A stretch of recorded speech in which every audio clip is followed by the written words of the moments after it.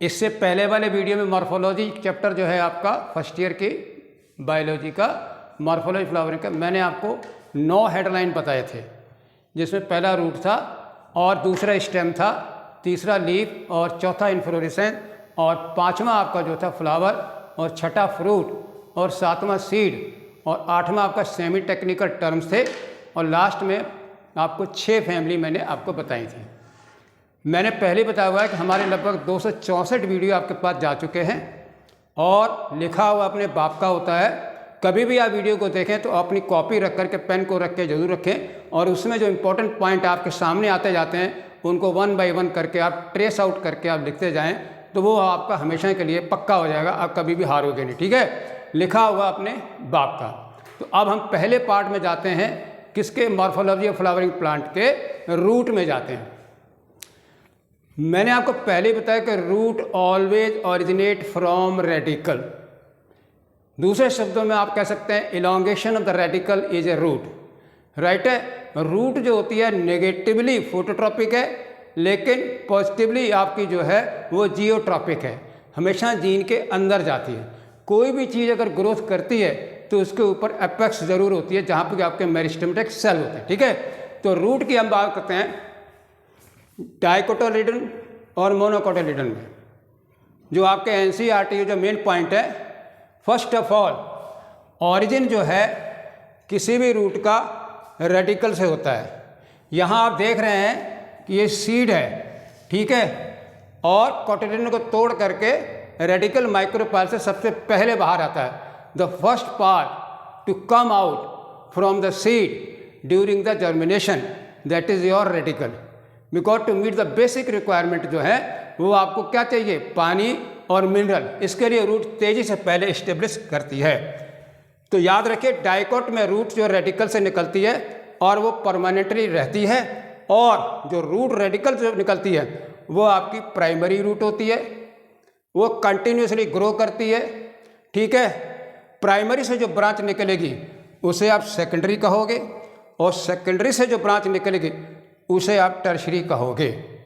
इस तरह से आप देख क्या रहे हैं कि प्राइमरी रूट जो है along with branches form a tap root system. Tap root system is very common in dicotyledon. अब कैसे डिफरेंस करें in case of monocot?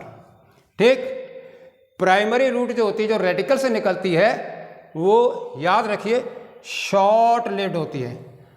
After coming out it dies, वो मर जाती है। ठीक है, उसके बेस पर जो है आपके स्टेम के बेस पर, ठीक, यहाँ पर देखिए नोट, ऐसे करके ब्रांचें जो निकलती हैं बेस से। ठीक, तो ऑरिजिन क्या है?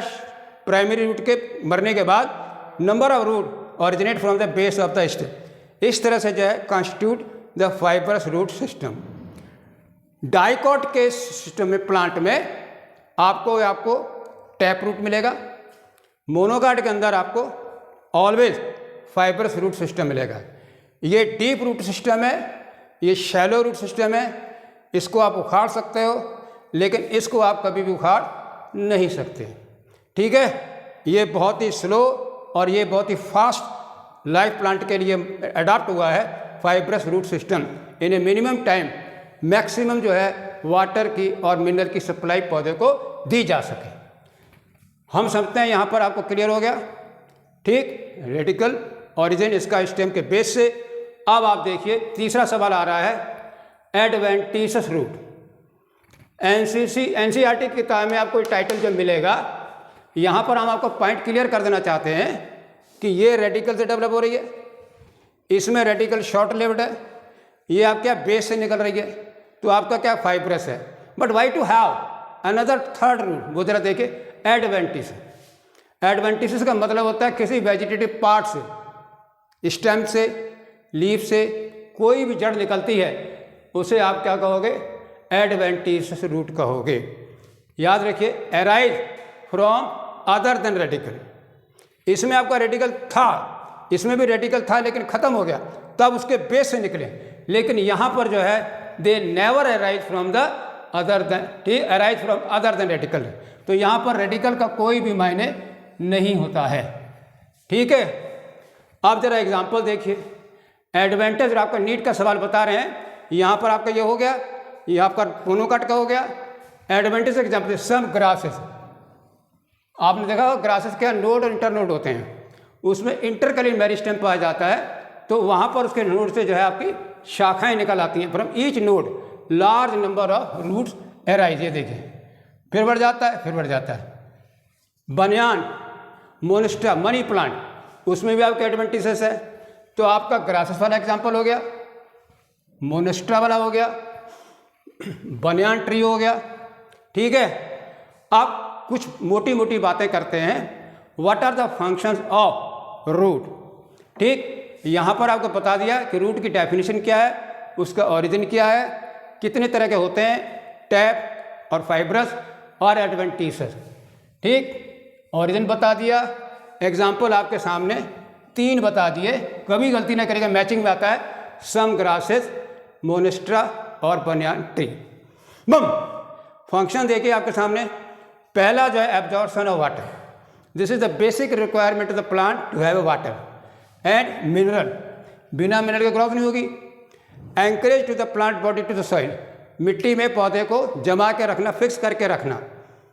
Storage of reserve food material, जैसे आप गाजर है, मूली है, शलजम है, तो कुछ जड़ें ऐसी होती हैं वो स्टोरेज भी रिजर्व फूड का करती हैं, ठीक है। अनदर वेरी इंपॉर्टेंट पॉइंट जो अक्सर लोग अवॉइड कर जाते, पता नहीं लगा पाते हैं, वो क्या है, रूट के एपिकल पार्ट से जहाँ पर सेल ग्रो करते हैं, synthesis of plant growth hormone, जैसे आपका साइटोकाइनिन है, ठीक है, इथाइलिन वगैरह है, तो ये प्लांट ग्रोथ का सिंथेसिस करते हैं। ये पॉइंट आपके लिए बहुत ही इंपॉर्टेंट है, ठीक है।